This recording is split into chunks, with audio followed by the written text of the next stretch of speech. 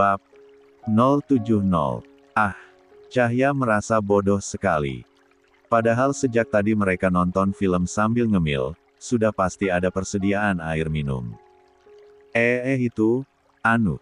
Rahmat menyeringai melihat Cahya yang gugup parah. Lucu sekali memperhatikan wajah istrinya yang seperti itu. Tampak semakin menggoda. Mau duduk sendiri atau saya yang angkat kamu? Pertanyaan yang sama keluar lagi. Cahya mengerucutkan bibirnya. Iya. Mas Rahmat seharian ini makan apa sih? Kok bisa ngomongnya agak gombal gitu? Rahmat hanya terkekeh pelan, tapi dia tidak menjawab. Lengannya melingkar pada pinggang Cahya sementara wajahnya maju untuk menyatukan bibir mereka dalam pagutan yang dalam. Lah, Gracia benar-benar menghabiskan waktunya sampai malam untuk bekerja. Dia malas pulang dan bertemu dengan Riko. Meskipun tidak ada masalah, entah mengapa kalau berbicara dengan Riko ujung-ujungnya pasti akan berdebat lagi. Membuang-buang waktu saja. Namun bagaimanapun, Gracia tetap harus pulang. Tidak mungkin juga dia menginap di tempat kerjanya. Akhirnya dengan berat hati dia mengemasi barang-barangnya. Kamu kenapa, Grace? Perasaan dari pagi suntuk aja. Tanya salah satu rekannya, Medin. Gracia memaksakan senyum. Nggak apa-apa kok, emang wajahku gini kayaknya. Medin menggeleng. Ah, enggak. Biasanya kamu selalu penuh senyum kok. Ada masalah? Iya. Gracia diam. Medin menatap prihatin dan agak tidak enak juga. Maaf. Aku nggak bermaksud ngorek-ngorek masalah hidupmu, serius. Aku cuma penasaran aja kenapa kamu suntuk terus. Gracia mengangguk. Iya, nggak apa-apa kok. Kamu mau pulang nih? Gracia mengangguk lagi. Iya, selamat malam. Selamat malam Dokter Gracia. Seru Medin sambil terkikik pelan. Sepanjang jalan, Gracia rasanya ingin melambat saja. Namun mau atau tidak, tetap saja dia akan sampai ke rumah Riko.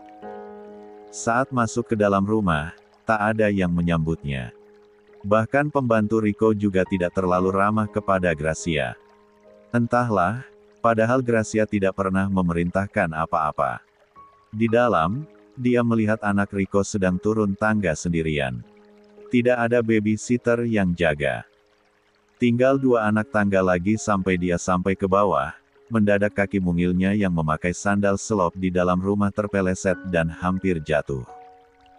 Gracia refleks langsung menangkap tubuhnya sampai lututnya sendiri membentur pinggiran anak tangga paling bawah. Gracia mengerang kesakitan, tapi dia lega anak Riko sudah aman di pelukannya. Kamu nggak apa-apa, kan? Apa ada yang luka? Tanya Gracia. Ria diam saja. Gracia membatin kesal. Bisa-bisanya babysitter sewaan Riko itu tidak becus sama sekali. Anak kecil begini kok ditinggal sendirian. Akhirnya, Gracia menggendong Ria. Mama, seru Ria ceria. Mungkin karena memang tidak ada perhatian dari sosok ibu, makanya setiap dia bertemu dengan wanita yang baik, Ria akan secara otomatis memanggilnya mama. Gracia tersenyum. Kamu sudah makan? Tante bawa salad buah, makan bareng, yuk. Ria mengangguk-angguk saja. Gracia membawa anak itu ke ruang makan dan mendudukkannya ke salah satu kursi. Kamu diam dulu, iya. Tante siapkan salad buahnya. Gracia menyebut dirinya sendiri tante bukan karena tidak suka dengan Ria. Dia hanya merasa Riko tidak akan terima jika anaknya benar-benar menganggap Gracia sebagai ibunya. Untuk menghindari keributan dengan Riko, Gracia cari aman saja dengan menyebut dirinya sendiri tante. Gracia memindahkan isi salad buah dalam kotak besar itu ke 2 piring.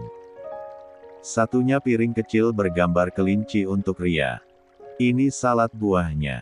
Kamu suka, kan? Melihat salad buah yang kelihatan warna-warni, Ria kelihatan senang sekali. Terima kasih, Mama. Anak itu lahap sekali memakan salad buahnya. Gracia lega. Dia sampai tidak fokus makan karena memperhatikan Ria. Anak Riko manis sekali, kenapa bapaknya ngeselin dan licik banget, sih? Batin Gracia. Ria mau tambah? Tanya Gracia. Ria mengangguk. Gracia mengambilkan salad buahnya lagi dan anak itu masih lahap saja memakannya. Gracia juga mengambilkan air putih agar Ria tidak tersedak. Selesai makan, Gracia mengelap mulut Ria yang belepotan dengan saus salad buahnya. Anak itu menurut sekali dengan Gracia. Mama, turun. Gracia menoleh.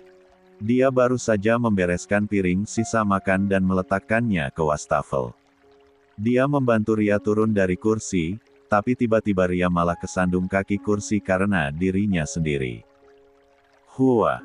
Ria langsung menangis histeris. Gracia kaget dan langsung menggendong anak itu sambil berusaha menenangkannya. Sesyah! Kap, kap, kap. Mendadak, Riko datang dan langsung ke ruang makan karena mendengar suara tangisan Ria. Wajahnya kelihatan marah sekali. Kamu apakan anakku? Bentak Riko dengan keras. Kamu mau nyakitin anakku? Riko murka. Dia berusaha merebut Ria yang ada di gendongan Gracia. Tangisan Ria semakin keras karena hal itu. Dia hanya anak kecil. Melihat orang dewasa ribut di hadapannya tentu saja membuat Ria takut dan malah menangis semakin heboh. Riko, aku bisa jelasin. Mana mungkin sih aku mau nyakitin anak kecil. Kalau kamu nggak suka dengaku atau anakku terserah saja, tapi nggak usah nyakitin.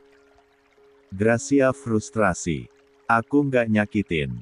Ria tadi cuma. Stop. Nggak usah banyak beralibi. Aku tahu kamu nyakitin Ria karena kamu membenciku, kan? Gracia kesal sekali dituduh seperti itu.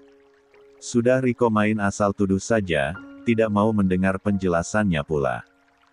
Aku nggak seperti yang kamu pikirkan. Isi pikiranmu itu memang jelek semua, kah? Kamu bahkan nggak lihat kejadiannya tapi langsung main salahin aku. Memang ya, nggak ada laki-laki di dunia ini yang sebaik Rahmat. Setelah berteriak di depan muka Riko, Gracia langsung pergi ke kamarnya. Dia muak sekali. Percuma saja dia menjelaskan apa yang terjadi kalau Riko bahkan tidak mau mendengarkannya. Riko mengumpat kesal. Rahmat lagi, Rahmat lagi. Kapan nama si brengsek itu hilang dari kehidupanku sih? Riko kemudian berteriak memanggil para babysitter Ria dan memerintahkan mereka untuk mengurus sang anak serta memeriksa jika mungkin ada luka. Riko yang kesal masuk ke kamar Gracia. Melihat Riko datang, Gracia langsung memalingkan muka. Dia malas sekali melihat wajah pria itu. Riko menarik lengan Gracia, membuat wanita itu kaget luar biasa. Mau apa kamu? Sentak Gracia. Riko menyeringai iblis. Namun, dia tidak menjawab apa-apa. Dia malah langsung mendorong tubuh Gracia sampai menghantam kasur. Riko, kamu apa-apaan sih? Riko tidak peduli meski sekarang Gracia sudah tampak ketakutan. Bukannya Gracia ingin disentuh Rahmat. Dia bahkan mau merendahkan dirinya sendiri meski tahu Rahmat sudah memiliki istri. Jadi apa salahnya Riko hancurkan Gracia saja sekalian. Riko terus melakukan pemaksaan, menarik paksa fabrik yang melindungi tubuh Gracia. Di situ, Gracia sudah menangis terisak-isak, tetapi Riko seolah tuli. Dia benar-benar meniduri Gracia malam itu, membuat namanya tertanam kuat dalam hati Gracia sebagai sosok yang akan dia benci seumur hidupnya. Belum lagi setelah melakukan hal hina itu, Riko meninggalkannya begitu saja. Gracia merasa hina sekali. Dia memeluk tubuhnya sendiri. Memangnya aku pelacur apa? Batinnya. Dia benar-benar sakit hati. Dia tidak diperlakukan dengan baik, malah diperlakukan seperti seonggok barang bebas pakai. I hate you Riko. 1. Paginya, Rahmat mau berangkat kerja. Seperti biasa, Cahya membantu mempersiapkan barang-barang Rahmat dan sepatunya. Saat menemani Rahmat memakai sepatu, sebuah mobil tiba-tiba datang ke rumah mereka. Cahya mengernyit. "Siapa itu, Mas?" Rahmat menggeleng. "Sebentar, biar saya periksa." Rahmat segera menyelesaikan diri memasang sepatu dan keluar untuk memeriksa siapa yang datang. Jujur saja, dia kaget sekali saat melihat Riko keluar dari mobil itu sambil menggendong anak kecil yang diselamatkan Cahya. Untuk apa Riko datang kemari? Namun, Rahmat tetap berusaha bersikap biasa saja. Cahya ikut keluar. Dia sendiri juga bingung mengapa Riko datang. Dia senang melihat Ria, cuma merasa kurang nyaman saja dengan Riko. Entah mengapa, Cahya selalu merasakan pandangan yang aneh antara Riko dan Rahmat. Sayangnya, Cahya tidak berani bertanya lebih lanjut kepada Rahmat. "Ada apa kemari?"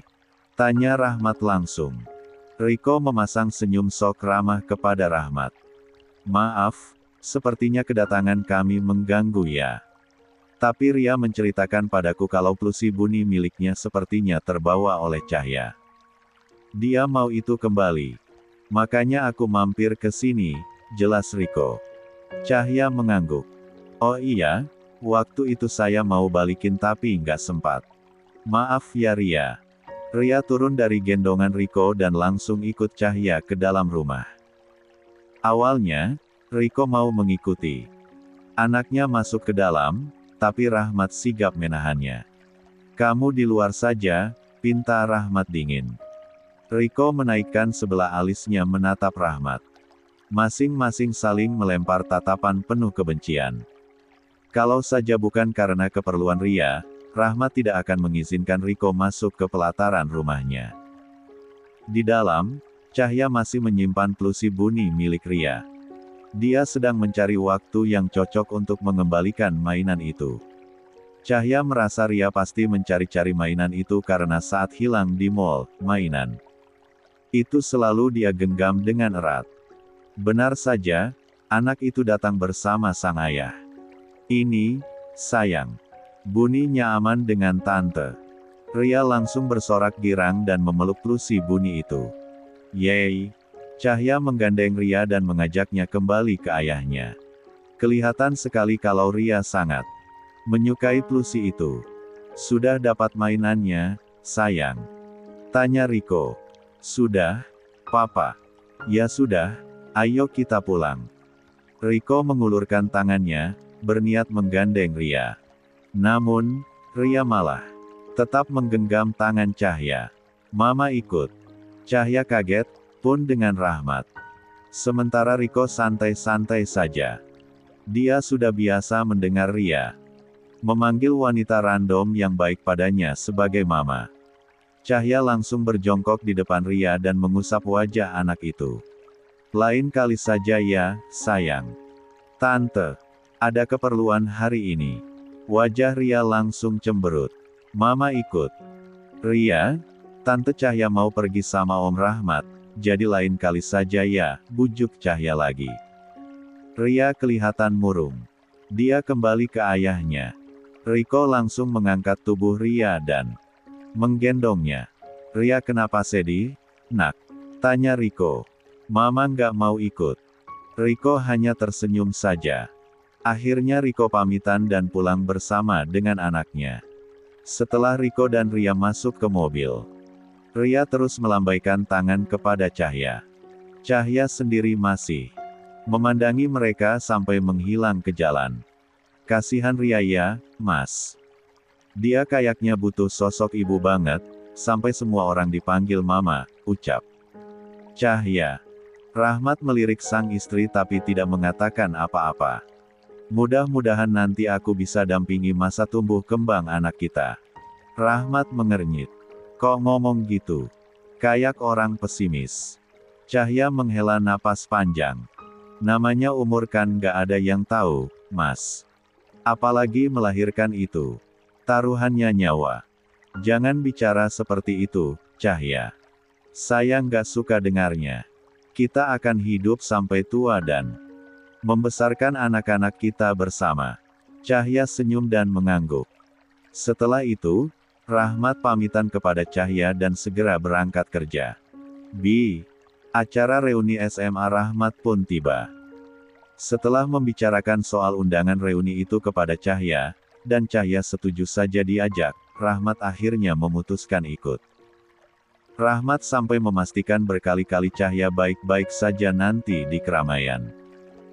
Cahya justru senang diajak datang ke reuni SMA Rahmat. Dia juga merasa sehat-sehat saja. Cahya dan Rahmat sudah bersiap-siap. Cahya kelihatan cantik dan anggun menggunakan dress panjang berwarna pastel kalem, dan Rahmat juga kelihatan berwibawa memakai jas rapi. Pakaian itu Rahmat sendiri yang menyiapkannya. Nanti orang-orang pasti kebingungan pas kamu datang, ucap Rahmat saat Cahya keluar dengan malu-malu. Menggunakan dressnya, Cahya mengernyit bingung. Maksudnya, nanti mereka bingung kok bisa ada bidadari nyasar ke acara reuni, timpal Rahmat. Wajah Cahya seketika merona. Apa sih, Mas? Dia langsung memukul lengan Rahmat. Rahmat hanya tertawa pelan menanggapi Cahya yang salah tingkah. Mereka akhirnya berangkat. Saat sampai di gedung acara reuni, sudah banyak yang datang. Beberapa orang menyapa Rahmat, dan sebagian lagi seperti masih baru pertama kenal karena lama tidak bertemu. Agak canggung karena banyak berubah. Di sana ada Anggi yang berdiri sendirian di dekat meja minuman. Dia diam saja sambil menyesap minumannya sementara teman-teman lamanya yang lain asyik bercanda ria. Rahmat dan Cahya langsung mendekatinya. "Mbak Anggi," sapa Cahya. Anggi langsung tersenyum melihat Cahya. Dia sempat tertegun sejenak memandangi Rahmat yang tampil dengan sangat tampan dan berwibawa. "Oh, hai, kamu cantik banget." Cahya tersipu. "Makasih, Mbak. Mbak Anggi juga keren banget." Rahmat juga ikut menyapa. Mereka mengobrol sebentar dan kemudian Riko dan Gracia datang bersama.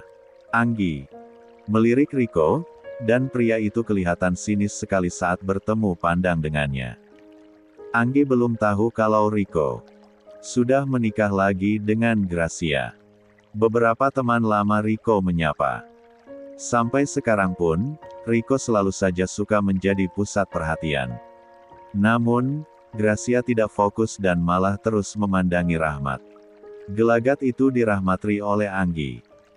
Awalnya Anggi kira perempuan yang diajak Riko hanya memandang random saja karena tidak nyaman dikelilingi teman-teman Riko. Namun, semakin diperhatikan malah semakin tampak bahwa dia memang terus melihat kepada Rahmat. Sebenarnya, Gracia ogah sekali diajak ke acara Riko. Satu-satunya alasan dia mau ikut dalam acara reuni sekolah Riko ya karena dia ingin melihat Rahmat. Acara berjalan dengan lancar. Rahmat dan teman-temannya kelihatan bahagia bisa bertemu lagi setelah bertahun-tahun. Meski asyik dengan teman-teman lamanya, Rahmat tidak pernah mau melepaskan tangan Cahya. Dia malah dengan bangga memperkenalkan Cahya ke teman-temannya, bahkan mengatakan soal kehamilan sang istri yang sangat dia nantikan kelahirannya. "Mas, aku izin ke toilet bentar." "Iya," bisik Cahya. Rahmat mengangguk. "Mau saya antar?" Cahya memandangi sekitar. Teman-teman Rahmat masih berkumpul dan kelihatan seru sekali. Cahya tidak enak meminta Rahmat mengantar hanya untuk ke toilet. "Ah, nggak usah, kamu nikmatin aja acaranya. Aku sebentar aja kok." "Beneran?" tanya Rahmat memastikan. "Ya Allah iya, Mas. Serius. Tapi aku nggak tega kamu sendirian ke toilet." "Rahmat, buruan naik, kamu yang sambutan. Mantan ketua OSIS harus mejeng di depan lah." Salah satu kawan Rahmat menghampirinya. Rahmat jadi bingung. Cahya mengelus lengan Rahmat. "Nggak apa-apa, Mas. Sana kasih sambutan. Pak Ketua OSIS masa nggak mejeng di depan sih?" goda Cahya sambil menirukan gaya kawan Rahmat yang tadi. Rahmat terkekeh. "Oke, tolong jangan lama-lama ya." Saya khawatir. Siap, Kapten. Rahmat terkekeh. Cahya akhirnya pergi ke toilet sendiri sementara Rahmat memberikan sambutan sebagai mantan ketua OSIS. Cahya selesai di toilet. Dia baru saja mengeringkan tangannya dan hendak keluar, tapi sayup-sayup dia mendengar suara dua orang yang sedang bertengkar. Itu siapa yang bertengkar? Ya, batin Cahya. Dia keluar dari toilet pelan-pelan dan melihat Rico yang bertengkar dengan Gracia tak jauh dari posisinya. Kamu itu benar-benar wanita murahan ya. Aku ngajak kamu ke sini sebagai istriku. Bukan sebagai wanita jalang yang suka lirik-lirik suami orang. Rico membentak. Jangan ngomong sembarangan ya. Jangan ngehina. Gimana aku nggak ngehina kalau kamu bersikap murahan gitu? Hah? Apa yang kamu lakuin dari tadi? Natap Rahmat terus-terusan. Tatapanmu itu udah kayak pelacur yang haus belayan aja. Gracia muak mendengar hinaan Rico. Cukup. Berhenti hina-hina aku. Aku mau pulang aja. Rico kaget. Dia mau menghentikan Gracia, tetapi sang istri sudah berjalan cepat meninggalkannya. Rico murka dan menendang tong sampah yang berada tak jauh darinya.